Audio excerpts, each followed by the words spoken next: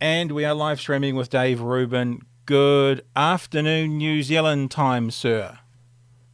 It's good to be with you. It is the early evening. I guess it's about 6 o'clock or 5:30 or so here on the west coast of America. And I've been doing interviews since I got up at 5 a.m. since 6 a.m. and it's now I guess about 5:30. So this is my last one of the day though, and I feel that I'm going to give it everything I've got. I normally, I phone in a lot of these things, Yeah. but you're in a far off land, and I feel I should give you everything.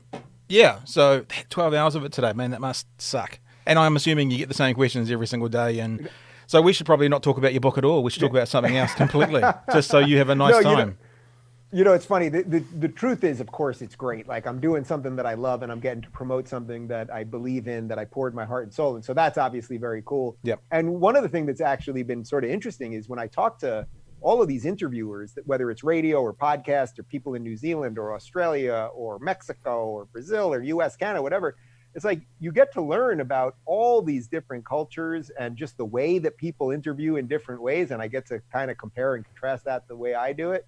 And it's been super cool. Yeah, I could use a nap, but that's all right. Well, I've got my Gas Monkey T-shirt on and my Houston cap, and we're very relaxed here.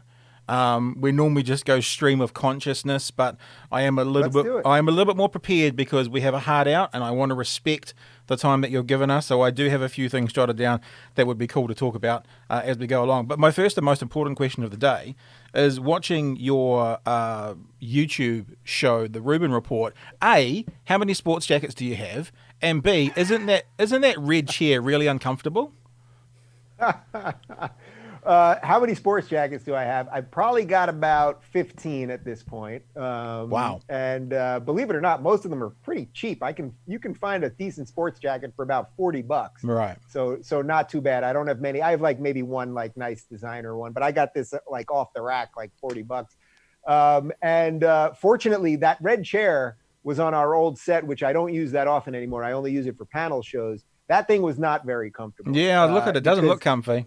Yeah, it was not very comfortable. That's one of the reasons we switched to these leather chairs, because it was kind of, it looked kind of cool. It was modern and it moved around, but it wasn't the most comfortable thing if you're sitting with somebody for an hour. Well, as I said to you before we started, and for people who are joining us, we are in my bedroom, which is a very bizarre place to be doing this after being involved in media for 20 plus years. Because of the coronavirus, we're still in a limited access to spaces if we don't need to be there. So if you can work from home here in New Zealand, you're asked to work from home. So whilst my king size bed is behind me and it's a bit weird, and I get it.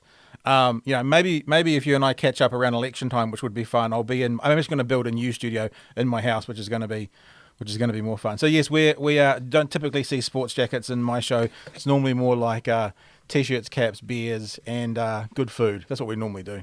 Well, I've got some club soda here. There you go, beautiful. Now, for people, especially in New Zealand here, who haven't maybe heard of you as much as those of us who ingest the political world intravenously, Yes. You're a political commentator. You're the host of the Rubin Report, which is a YouTube-based online conversation about mostly politics, pop culture, that sort of thing, but mostly politics is where it delves into. And you've just released a book, Don't Burn This Book, Thinking of Yourself in an Age of Unreason. And we have, I understand, a world exclusive for you to tell us. I'm dropping a serious world exclusive. Go for it. We just found out about 20 minutes ago, just right before I jumped on live with you, that we not only made the New York Times bestseller list, but we made 2 of their lists. Wow. And we are the only new nonfiction book on the list. So, I never thought that I was going to be an author. So I wasn't like looking for this for 43 years of life, but it's a pretty sweet thing. And my team is thrilled. And honestly, I've worked with so many great people throughout this, and we've given it our heart and soul. And when I was on tour with Jordan Peterson, which, by the way, one of my few regrets of the last couple of years is that I was unable to join him for the New Zealand shows. I had a family. We were in Australia first, and I had a family commitment that I could not get out of. So I had to miss it, which is such a shame because, you guys are quite a distance from us, and I don't know when I'll eventually get out there, but I think I will at some point.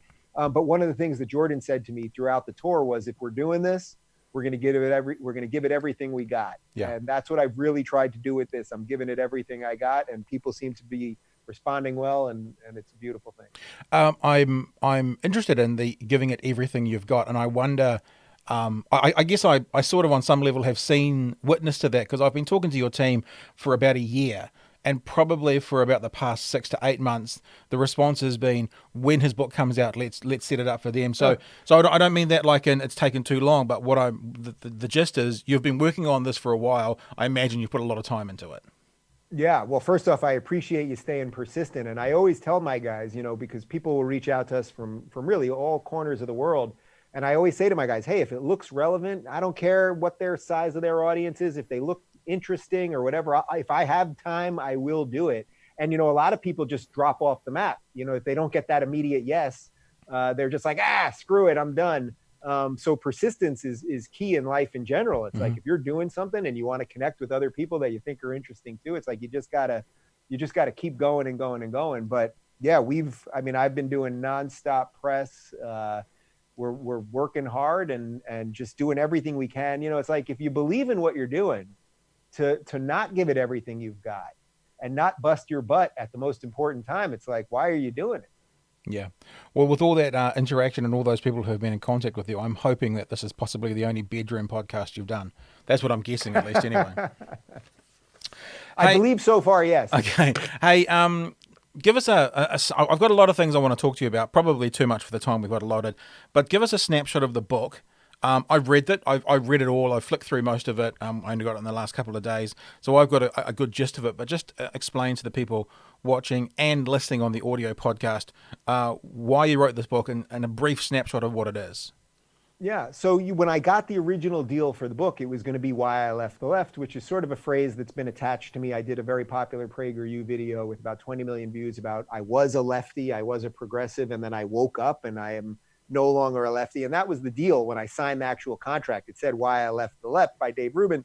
And I wrote that book for about 3 weeks. And after about 3 weeks, I was kind of like, I don't want to write about what I'm against. I'm writing about all these ideas I don't like. I want to write about the ideas that I do like, Right. that I think are the right ideas. And I called the publishers and I had a big meeting in New York and I said, hey guys, I want to switch this thing. This isn't what I want to do. And they were amazing. No pushback whatsoever. Everybody was like, Dave, we want you to write the book you want to write. And that's when I changed the idea from Why I Left the Left to really what I do in this book is I lay out my classically liberal principles, but I also tell a bit of my story. And I think by blending those two things, I think what I accomplished here was I want to show people that you don't have to be a Republican or a Democrat or a liberal or a conservative or pick some side that you have to agree with on 10 out of 10 issues.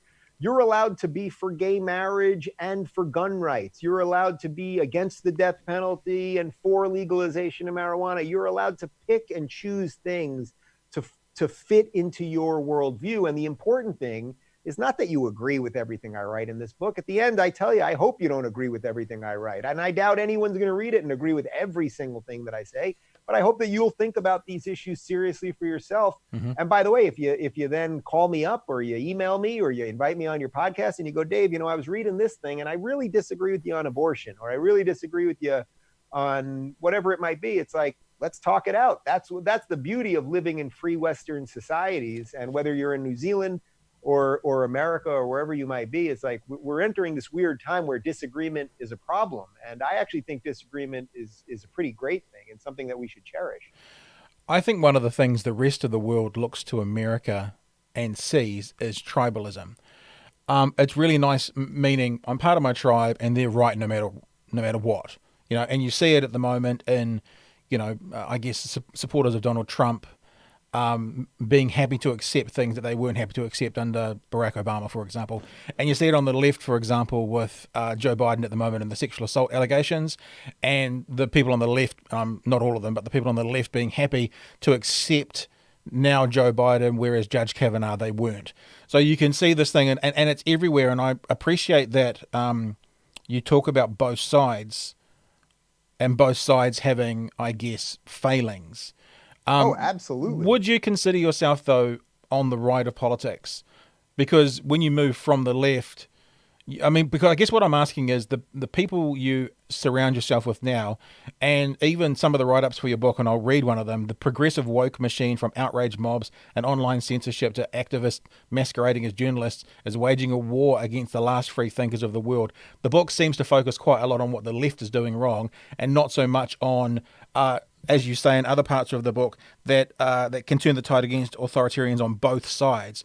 So this book seems to be coming from the right and pointing at the left, whereas your position that you state often is, both sides, both sides. Yeah, it's a great question. I'm glad you're asking it, and I'm happy to clear it up.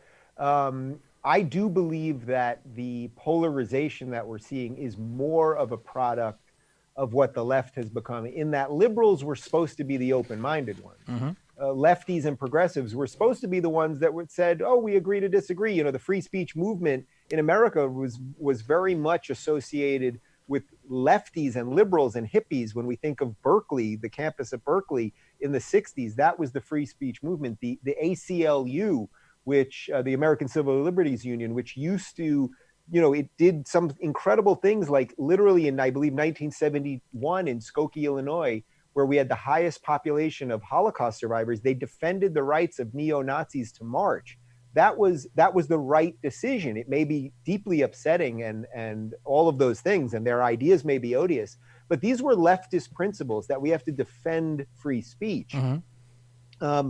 Unfortunately, those principles have sort of been decimated by the progressives. So I always tell people, it's like, I don't know where the good liberals are. It's a little bit like Order 66 in The Revenge of the Sith. If you're a Star Wars guy, they've sort of executed the remaining last liberals. And now there's a couple Jedi, spread throughout the galaxy. I would say, from an American perspective, we've got Bill Maher, but there aren't really old school liberals anymore. And when I say old school liberals, I mean JFK Jr., ask not what your country can do for you, ask what you can do for your country. That's completely the reverse of what Bernie Sanders says. But Right. To specifically get to the heart of your question, would I consider myself on the right now? My answer to that is yes, actually. That I would say, in effect, a classical liberal, you believe in individual rights and the light touch of government.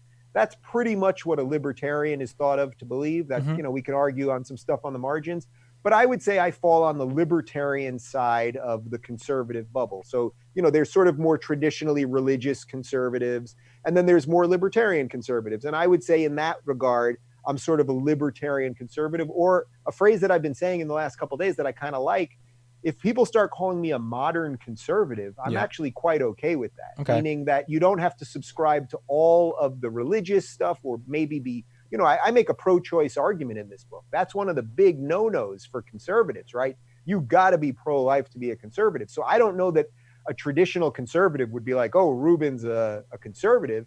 But I think from a modern perspective, I am now trying to conserve liberalism. And I think I have to do that from the right. But I would just say one other thing on this, which is that the right-left thing almost doesn't make sense anymore in an era of Trump. Everyone is so confused about politics that I think the better way to look at it, rather than right and left, and I've really been trying to get this idea across, is that you're either an authoritarian or a libertarian. And I don't mean a libertarian party member. You either believe that people can make the best decisions for themselves and build something up. Yep. And that's what I believe. Or you believe that somehow the state, some sort of central planning machine, can tell us all what to do, and that's the way to do it. Lefties tend to believe in the big monolithic structure that can make good for us. I believe we can make good, and hopefully we can make a decent structure, but I'm not even totally convinced of that. One of the reasons I love speaking to especially American political commentators is I have this philosophy that the sports field is like your life, right? So you're always on the sports field somewhere. Yet no matter what sport you're playing, I always reference rugby because I'm from New Zealand, but whether it's American football, often when you're on the field, you can't see the game as clearly as those people who are in the stands. You can't see if the wide receiver's open, if you're the quarterback at all times, but the people in the stands can. One of the reasons I love talking to Americans about politics is I consider that some of us, I'm not saying I'm not biased in this conversation, but some of us are sitting in the stands looking down at America and sometimes going, what is all this about? This doesn't seem to make sense. And let me give you an example.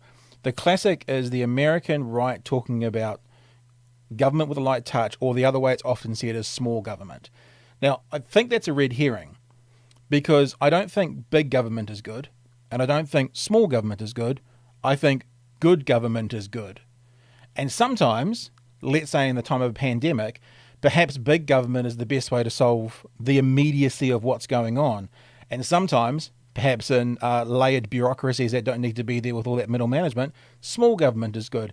And I wonder sometimes, and this maybe comes back to that tribalism question, we get lost in these conversations with these labels, and rather than go, I'm for small government, why don't we start saying I'm for good government? And sometimes good government needs a lot of resource put into it. Sometimes it has too much resource put into it. But when we pull up those stakes and make our place in that camp, we sometimes get lost having to be tribal rather than make a decent argument, for example. So it's an interesting question. Peter Thiel, who you probably know, he's the tech billionaire who co-founded PayPal with He's got a house in New Zealand, yeah. And he's got the house in New Zealand, Yeah. right? And I think he has citizenship in New Zealand. He once said to me that if any of it worked, I wouldn't be a libertarian. And I thought that that was a pretty interesting way of putting it. Now, here's a guy who's a billionaire, right? This guy can afford to do whatever he wants. He can talk to any politician within 5 minutes and the rest of it. And I thought there was a certain flippancy to the comment, like if any of it worked, I wouldn't be a libertarian. So when you say good government, now, of course, I'm with you on that. But what I think is that fundamentally, you need a smaller government. So when you said, well, in a time of pandemic, we need big government, I'm actually not sure I agree with you on that premise. So what we're finding right now in the United States is that actually our system is working quite well, I should say, because first off, we thought we were going to get huge numbers. We're getting much less numbers. People have socially distanced. The economy is seriously struggling. But what's happening right now is that the states, each individual state, and this is in many ways a very unique American idea of federalism. Yeah. Each individual state is opening up on its own. So I would want things always to be as local as possible. So of course, do I want good government? Yes, I want Texas to make the right decisions for Texas. That's going to be very different than what New York needs or what California needs or elsewhere. So I think the spirit of what you're saying, I agree with, but I think in a functional sense, do we all want good government? Yeah, we want good government. I actually think the only way to get good government is to shrink government. The monster has become so big and such a sucking money machine at all times that the only way to make it good is to slim it. And how do you slim it? You give it less money. Well, let's give you an example, a concrete example of why I don't. It's not that I disagree with you, because on some issues I'd say smaller is fine, but let's get away from the current, headlines and the current bullet points that political people, and let's look at when and this isn't notes I've got. This is just going off the dome now. Is the smaller government equals fewer people inspecting oil rigs, leading to one of the reasons that was blamed for what happened in the Gulf of Mexico all those years ago, well, a decade or so ago. And smaller government means less inspectors in those areas. Smaller government meaning fewer restrictions around companies that can pollute our natural areas. I don't think the statement always smaller is better is backed up with, as you talk about in your book, facts rather than emotions. Well, you're talking about specific Yes. regulations related to the environment. As a general rule, I sense we just don't see eye to eye on this, which is totally fine, by the way. I am for, generally speaking, cutting back regulation. Even in time of Corona right now, one of the things we've been doing is cutting back some of the red tape related to what we can do medically, so that we can get some new technologies out, so we can get some new medicines out, go to trial faster than keeping everything in the lab and the rest of it. And it's like, yeah, we suddenly need stuff. So what are we doing? We're getting rid of regulation. Now, that's not to say that there shouldn't be any regulation, but I don't know that that's exactly a big government or small government thing. There's probably much better ways to do regulation than we have. But if you're asking me, well, should offshore oil rigs be allowed to do absolutely whatever they want so they can penny pinch every which way to maximize profits at the expense of the environment and at the expense, by the way, of national security and all sorts of stuff? Well, no, I am for some regulation related to that. The question is really, I think, is regulation done properly? I'm Mm-hmm. not sure that the answer to that is yes all the time. But Well, no, I'm sure the answer isn't yes all the time. But that The comes back to question the is, good government, well, that's regulation right. done So correctly. that's where we're sort of having, it's in a weird way, we are agreeing on this, that yes, the goal ultimately is good government. I think the only way to get to good government is you have to strip so much of it away that it has to operate more efficiently. That would be something like, right now I have a small business, Mm-hmm. and we've been able to survive Corona because I've made sure that all along I didn't have debt. We had low overhead. Yep. I did the things responsibly so that when we came to a time of crisis like we're in right now, I made sure that I was going to be able to pay my guys and the rest of it. So we're doing okay right now. That's how I'd prefer the government operate, rather than be some sort of bloated thing. And then suddenly in a time of crisis, we're like, we really need you. And it's sort of like this giant monster that can't quite coordinate. So the good and small thing, we could probably keep going with it and whittle it into something, really interesting there. Yeah, I guess I think about the current situation in America, and speaking from the outside looking in, I don't know how anyone can think that the current outcome with coronavirus is a good thing. I was looking at the numbers last night. There's no flattening of the curve, as that classic saying is going on at the moment. There's no drop off of active cases. One of the things that I've seen in countries like New Zealand, who for very different reasons from America have had a very good response to this, is that the number of active cases have been going down. For America to have less than 5% of the world's population, but between 25 and 40% of the cases, deaths, and active cases, it does. And look, and being fair, Africa hasn't been included yet. I'm not saying it's going to stay like that, but I'm not sure how anyone can look at the current stats around what's happening in the American coronavirus, and I'm not saying you've done this, but just in general, and sort of be happy with the situation right now and be comfortable for like full reopening and thinking that it's going to then get better. I think with the reopening, my opinion, which I hope I'm wrong 100%, is that America hasn't seen the worst of it yet, especially if they move towards reopening too soon. Well, you might be right about that. That's the question that everyone's trying to face, is Sure. how long do we stay in lockdown and what is each individual state? I haven't heard anyone say, let's do a full reopen tomorrow and let's just flip the switch and do it. I haven't heard anyone say that. What I've heard people say is more in line with what's happening in Texas right now, which is they're having a partial reopen. They're going to open up restaurants and open up stores and public places, but less people will be able to go in. I think they're going to still encourage social distancing. I think, if I'm not mistaken, it'll be on up to individual people, whether they're wearing masks or not. I think this is sort of the messiness of a free society, is you want to allow people to be free, and you have to weigh that against, in this case, public health. But there's the famous phrase, or the famous saying, those who would give up liberty for security deserve neither. Mm-hmm. And I think there's some element of that playing it out. There will never be a point when we can open up because there's zero risk. There's always going to be some level of risk.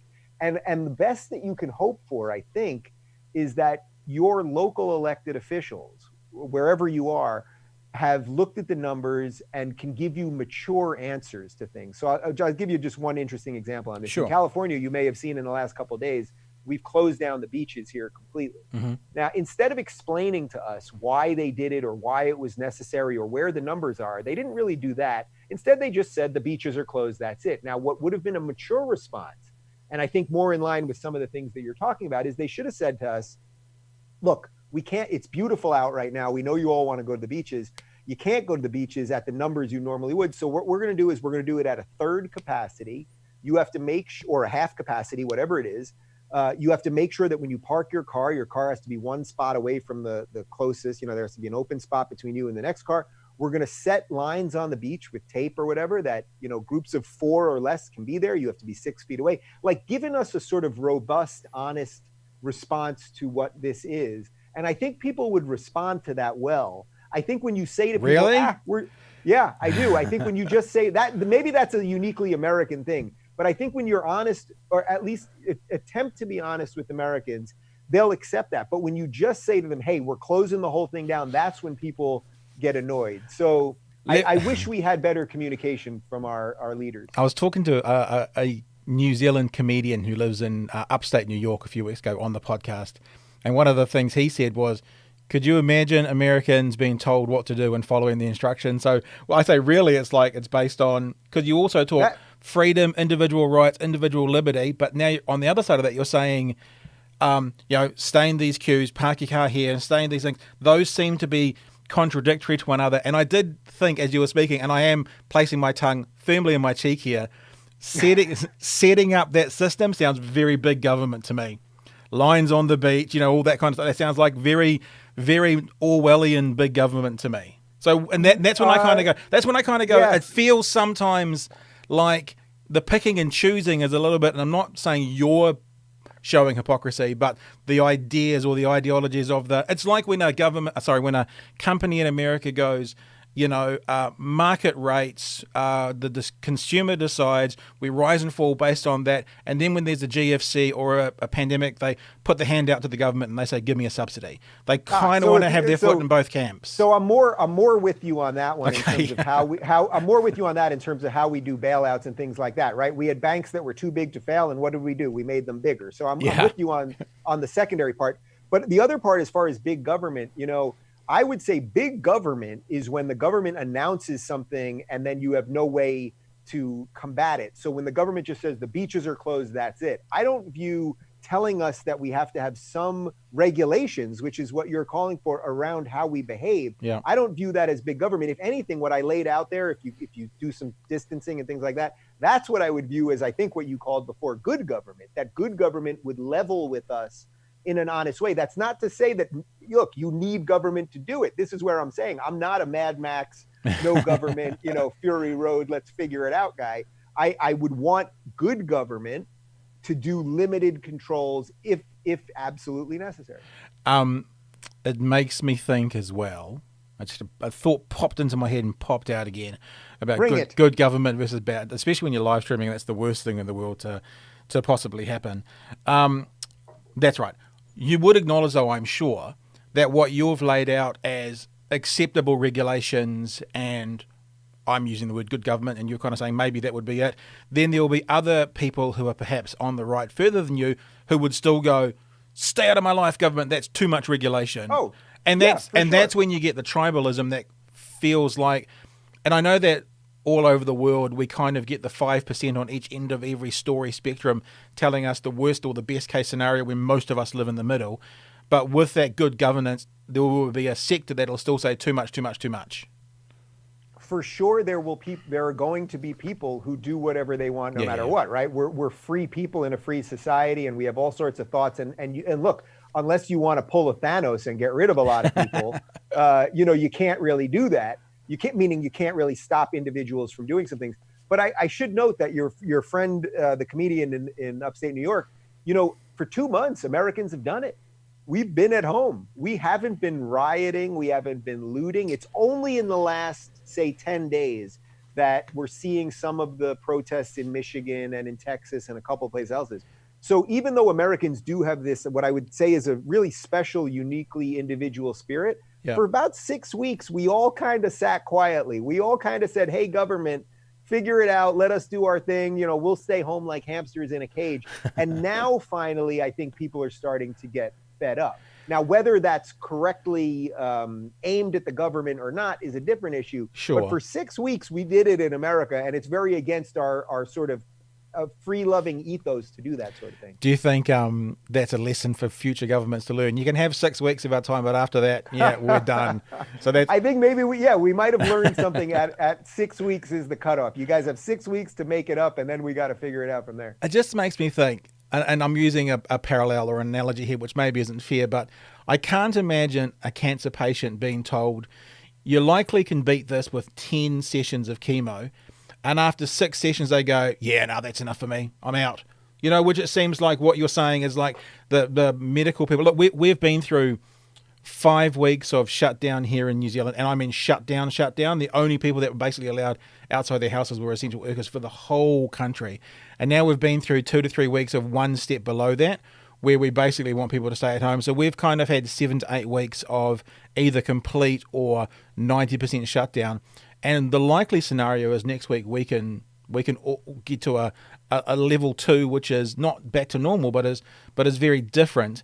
And I don't want to compare directly because we're an island nation and we don't have, 7 different states around our borders with slightly different laws. But I feel like, without sounding like a government toady, that even though there are complaints here and there are people saying, "Oh, I'm sick of this," when people had the opportunity to send their kids back to school and back to daycare, less than 5% of parents did. Meaning that we have actually gone, whilst this is an inconvenience, we understand this is the best case scenario for us to return to a, more normal life. Like the cancer patient going, shall I just say fuck it after 6 sessions, or shall I go all the way through to 10 and give it the best chance of beating it? Yeah, but I don't really like that analogy because Okay. when you take when you take chemo and you go through all that stuff, it's also killing you, and it's quite brutal. And sometimes people don't survive that. Well, And whatever that, whatever the analogy is, if medical people were saying you need 10 of X, and we decided to go, I'm sick of it after 6. right. Well, I don't know that there's been that communicated to us that, if we only as a nation had 4 more weeks of this, that it would be fine. So I think this again goes to the government communicating clearly Right. where we're at with things. And what I'm saying is they don't. Instead, they say the beaches are closed, and we should just say the beaches are closed, and that's that. As opposed to forget all the stuff I said about putting tape on the beach and everything else. How about you just say, you know what?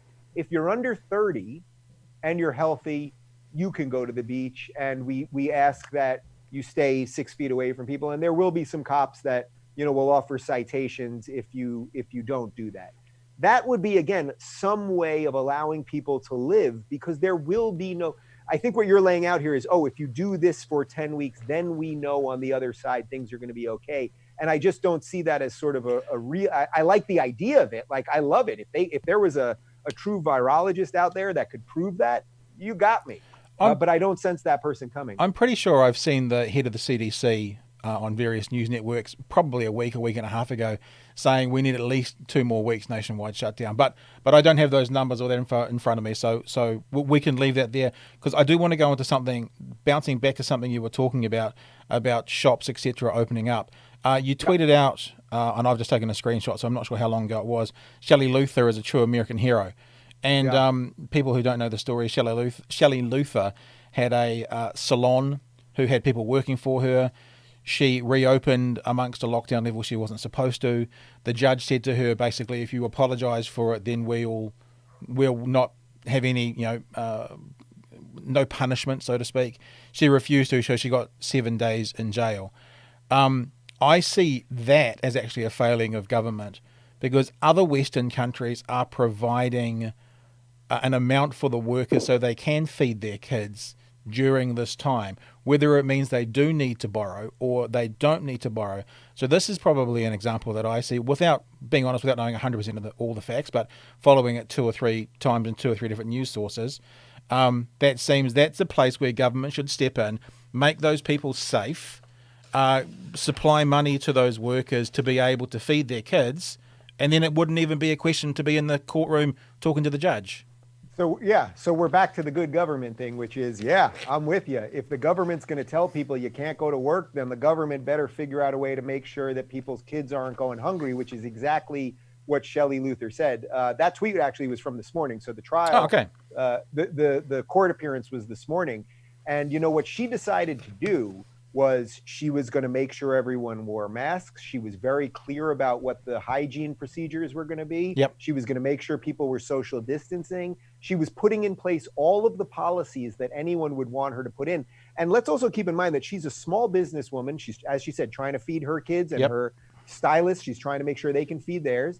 But, we've done this weird thing where big businesses have allowed to remain open. So Target and Walmart are giant stores.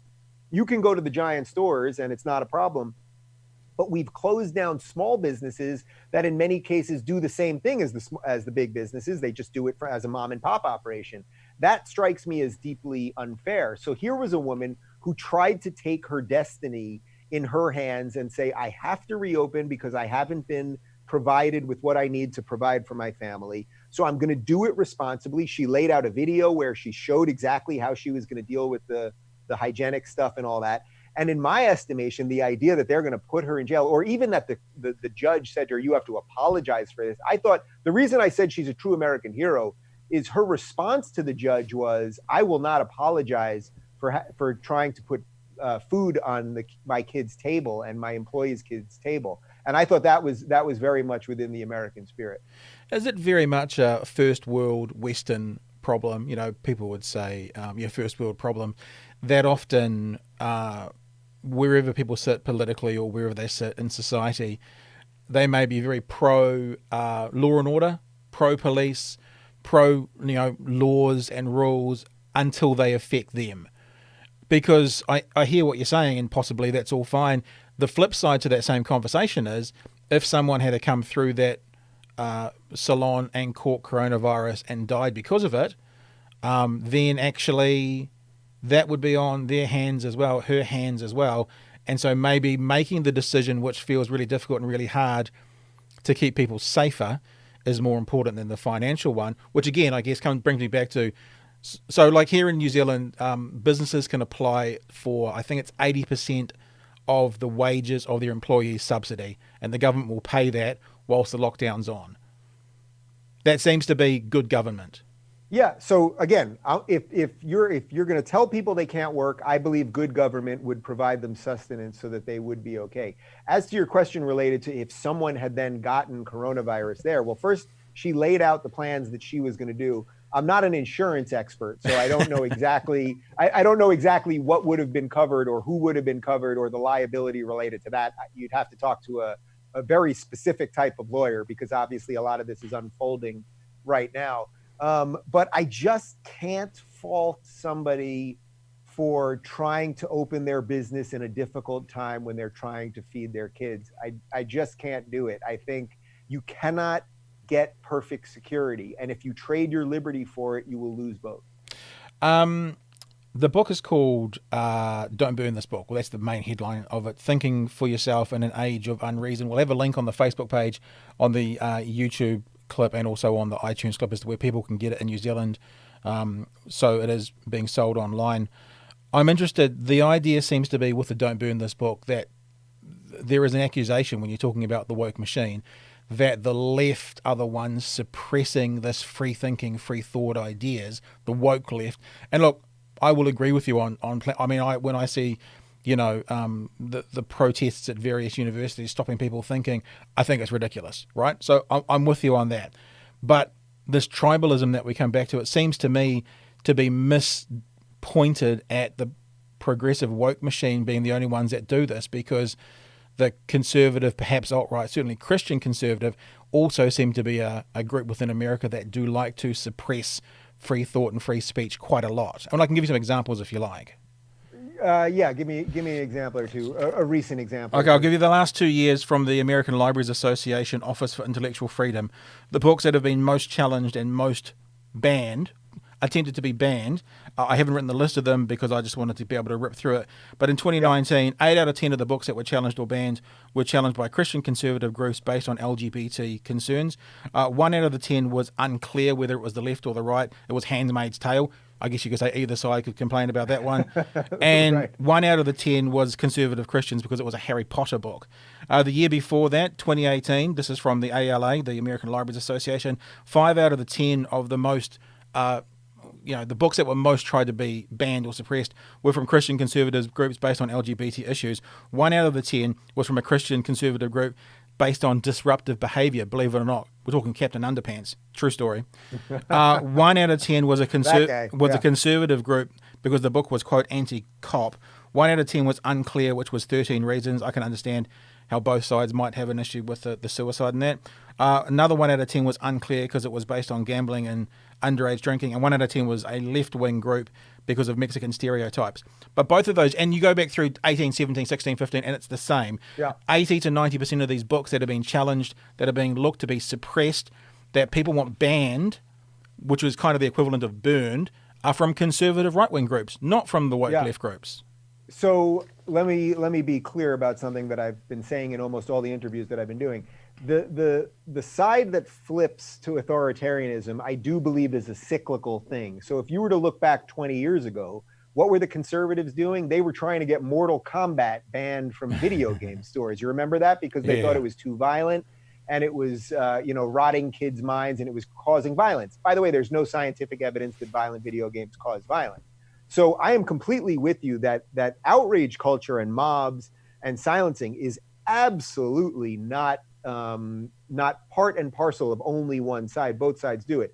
I would say that the difference is this, that on the left right now, there has become a sort of conformity of thought that if you don't buy into all of these ideas, you're basically going to be kicked out on your butt. And we've seen a million examples of this, of which I could lay out for you. On the right, something different's happening. Now, that's not to say that there aren't Christian groups that try to ban books or things like that, but you might find it interesting that I spoke at Liberty University. It's the largest evangelical college in the United States. I spoke in front of 14,000 people. Mm-hmm. They know that I'm married to a man. I'm pro-choice. I mean, they're actually pro-choice, and abortion is a bigger issue to them than gay marriage. But I spoke in front of them. I got a standing ovation. They were tolerant and decent and all of those things. Now, of course, that doesn't mean they all are. But in this case, that happens to be the largest evangelical college. So I do think that they've shifted a little bit. I think the difference on the right, let me just say one thing. The difference on the right, though, is right now, look, in my book, I make a pro-choice argument. As I just said, that's the biggest no-no for the people on the right. I lay out a bunch of other things that people on the right generally aren't thrilled with. Some people on the right, as you said, they're not thrilled with gay marriage. Some people on the right aren't thrilled with legalized weed. I'm also against the death penalty. Most people on the right are for it. But what I find is that people on the right are more than happy to discuss those things.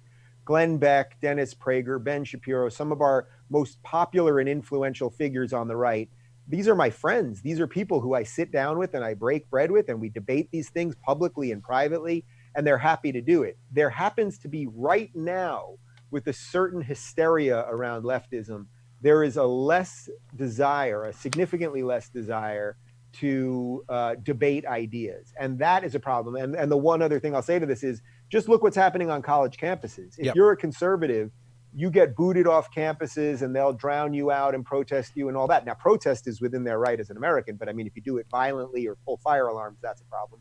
But it's very rare that a left-wing speaker will come to a college and the right-wing people will protest them. If anything, they either protest peacefully or they just say, that person's speaking, I'm not going to go. So it's not exactly equal right now. The left thing, at least from an American perspective, but I can't say just from an American perspective, because I find this in many places all over the world, the left thing has gotten more out of control at the moment. I think from sitting in the grandstand, looking down at the field of the American life, it feels like what you, and I respectfully say this, have it wrong, is you're not talking about the left, you're talking about the far left. And I think there is it's there taken is a over difference. The entire left. I don't know what the left is if it's not that thing. All of their politicians basically buy into identity politics.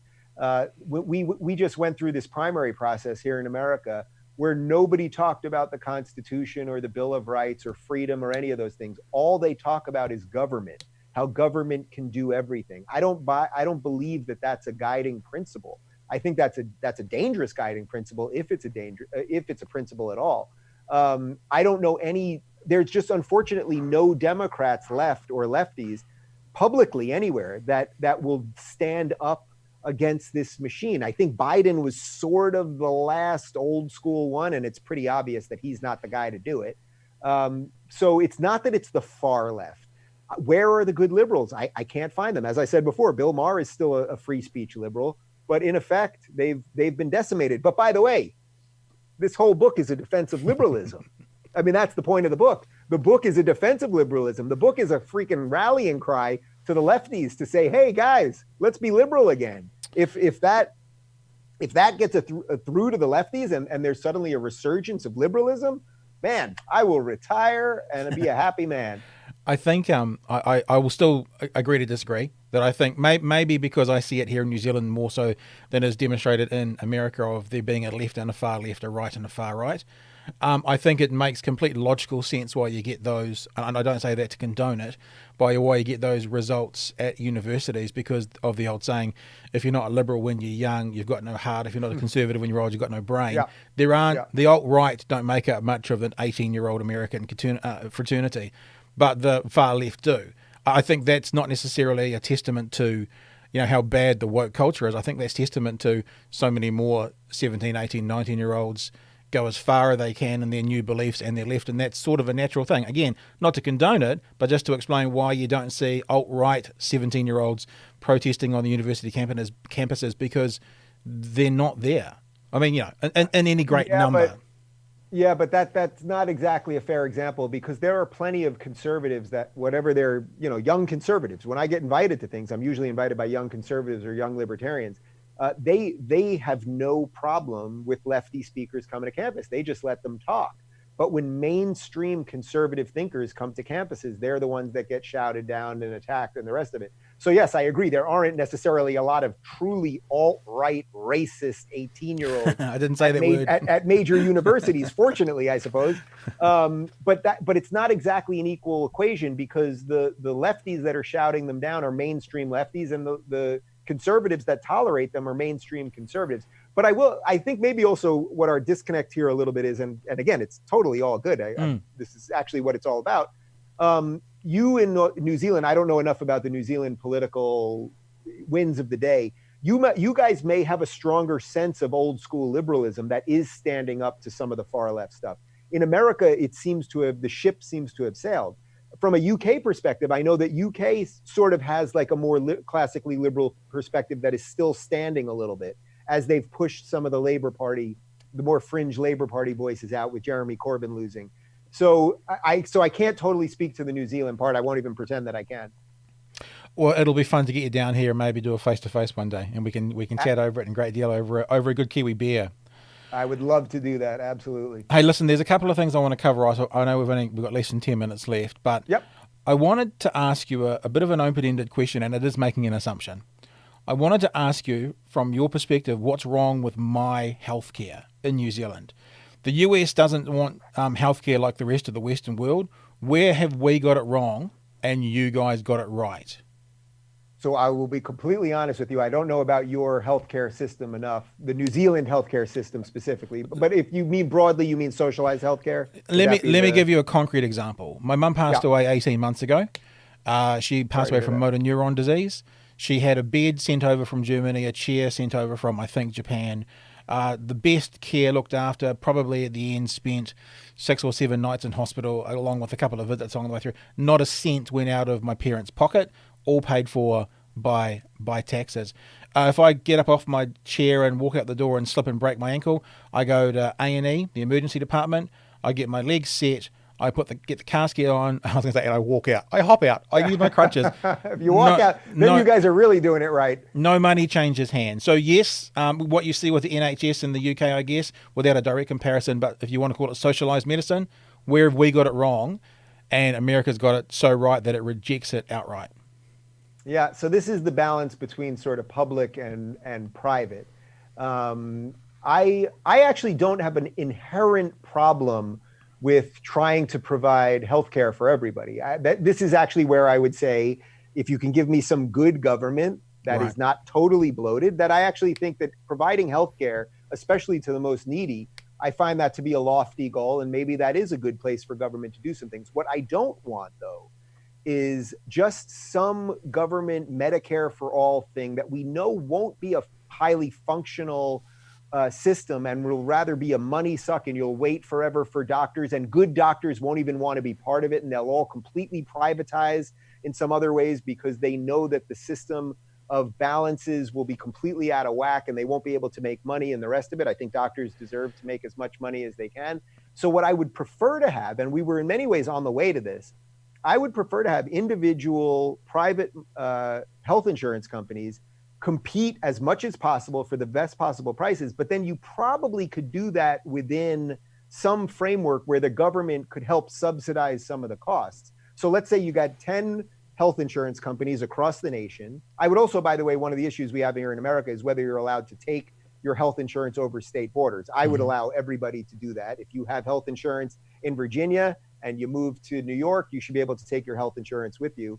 Again, I want to give people as much choice as possible, but I view the health insurance thing as something like this.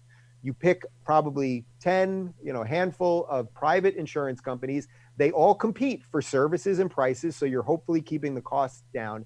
Then you get the government to come in, and if they can figure out a way to subsidize some of the products or help some of the doctors or drive down those costs a little bit. And I know this is where my libertarians friends will say, hey, once you get the government involved, you've actually just inflated everything. But I think there is some way to do something that's part private and part public. I don't think we've perfected. Well, we certainly haven't perfected. It seems to me, for someone with, not you personally, but people who believe in a market force and don't want to involve extra levels of bureaucracy, why would you include the insurance companies at all? If you're going to include the government, just use the government. And I'll give you an example of how. Well, because I fundamentally believe that competition actually drives costs down and makes better service. It's not working in America at the moment, though, is it? And let me give you a tangible example again of good government. So I had New Zealand's health minister on last year in the podcast when I didn't have to be in my frickin' bedroom and I could be in my studio. And I said to him, what do we say to our American friends about how our system works? And very simply, one of the things he says is we have a group here called Pharmac that doesn't buy 10 tablets of drug X. They buy 10 million. That drives the price down. That means, and then they subsidize us getting drug X, and we pay $5 at our pharmacy for any pills we need to have. So whether it's a $1,000 a month subscription to a very serious cancer treatment, or whether it's a $25 a month asthma puffer, costs us $5 at the pharmacy, and it's based on the government spending a huge amount of money, more than individual companies could, to drive the price down, and then they put another subsidy on top. That seems to be good government to me, and the way that we keep our prices down to the end consumer. Yeah, that actually doesn't sound very far from what I just laid out there, except I added a free market element to it, which is you get a bunch of health insurance companies competing, which hopefully drives some costs down. And then, as I said, at the end of that, then you get the government to come in and figure out ways to subsidize things. So maybe in this case, it's to buy a tremendous amount of one drug so that the drug then is able to be gotten by the health insurance companies or by the primary care physicians at a much cheaper price. So I don't inherently have a problem with something like that. I just like to keep some level of free market involved in it. Last question. I hear this a lot from Americans, and I don't mean that in a lovely way. We're number one, greatest country in the world, greatest country there's ever been. I've always wondered about that, and the question I've always wanted to ask someone who potentially has the knowledge to give me an informed answer. You're involved in the political world. You obviously have your finger on the pulse. Is what's the metric you use to measure that statement? Because when I look up things like OECD numbers, etc., America doesn't seem to be number one statistically in very, very many categories, other than children killed by guns, children killed by cars, number of incarcerated citizens per capita, and I think people who believe in angels. I think they're some of the areas where statistically it's number one. Probably high in the angel thing. I don't know the numbers on it, but we definitely are high. But I've always wondered, what's the metric behind that? How do you measure that statement? I know that Usain Bolt is the fastest person in the world. There's a metric. He gets to the end of the 100 meters first in the quickest time. What's the metric that statement can be measured by to see America is the greatest country in the world? Because you don't hear other countries saying it, which means the other citizens don't have that same. If it's just fervor and pride, other countries don't seem to do that. So I'm wondering, what is that metric? Yeah, no, I think it's something much deeper than just sort of national pride or something else. America is an experiment unlike any other experiment that's ever taken place in modern times. The experiment was, could we create laws that would make everyone equal? And then could we say to everybody from the world, we will take your poor and your tired and your huddled masses, and we will bring you all here, and you are welcome to bring your customs and your religions and your backgrounds and your ethnicities and your traditions, all of those things.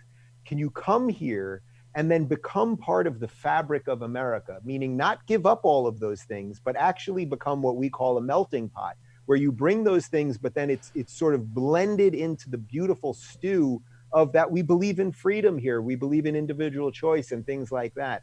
And what we did in the course of that, in only 230 some odd years, what we did was we actually created a situation where people from everywhere, literally every inch of the earth, have come to America And in almost every single case, it's almost impossible to find a case where it didn't happen. In almost every single case, their children have it better than them, and then their children have it better than them, and then their children have it better than them. And it doesn't matter if you're Irish or Greek or Jewish or Italian or Jamaican or Indian or anything else. It basically has worked. And that is not to say we've done all these things right, and it's not to say our education is run the best way or any of those other things. Do we have an issue with guns? We absolutely have an issue with guns. I think that has far more to do with mental health than anything else, but that's a separate issue entirely. That's our next conversation. Yeah, that's a different conversation. But what I think what makes America great, the reason I believe it's an exceptional country is because it is an ongoing experiment. We didn't say, oh, it's all people of one ethnicity, it's all people of one geographic location or any of that stuff. Yeah, you had to come here, so it has a geographic border.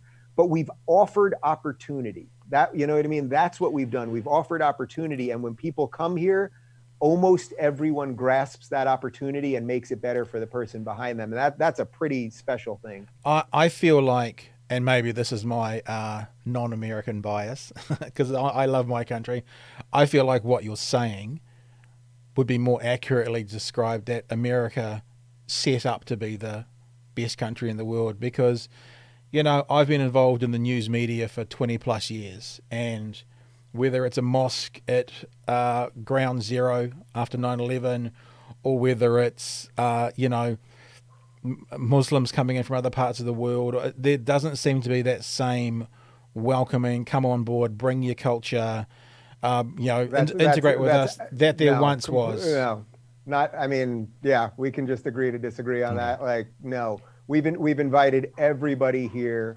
We're not kicking anybody out. If you're here legally, we're happy to have you, and you have the opportunity to make a better life. I mean, Muslim Americans are as much fabric, as much part of the fabric of the society that is America as any other people. They are. They really are. I mean, it's just simply a fact. And I guess, and it's time for us to wrap up, but this is one of the things that maybe we can talk again. Maybe you've enjoyed it enough to come back again in the future. I have, absolutely. Because one of the things we could start with was, I always find it fascinating that, you know, give me your huddled masses, all the you know, on the base of the Statue of Liberty, and, you know, all men are created equal. I always find it interesting that those things were written at the same time people owned other people and considered them lesser. So I think it's a really... I think the whole idea of what you're talking about is fantastic. I'm not going to challenge you on it. We can agree to disagree. But I think there are 1,700 layers to go through to maybe talk that out and see where we come to. I'd be happy to discuss it another time. If I had more time, I really would continue. Yeah. I'll just say one thing quickly on that, because I mention this all the time. The founders, you know, they were people of their time. So did George Washington own slaves? He did. Did Thomas Jefferson own slaves? He did. And guess what? Thomas Jefferson was also writing the laws that freed the slaves. And then when we freed the slaves, we then allowed black people to vote. We then allowed women to vote. We then allowed gay people to get married. So over the course of time, we have always worked to free more people, not enslave more people or take more people's rights away. So I think some of that is just sort of the arc of justice that we have done a good. It's sort of like the macro version versus the micro version. But my guy's giving me the signal. I got to jump on the next one. Hey, but I've enjoyed talking to you, and I hope to make it out to New Zealand at some point. Dave Rubin, it's been a pleasure. The book is Don't Burn This Book. Come to our Facebook page, find the links for the Facebook page. You will get links to if you want to buy it in New Zealand. And of course, it's available on Amazon and all over the world. The Rubin Report on YouTube. Dave Rubin, thanks so much for joining us today. Really did appreciate it. I like the bedroom. Keep up the good work.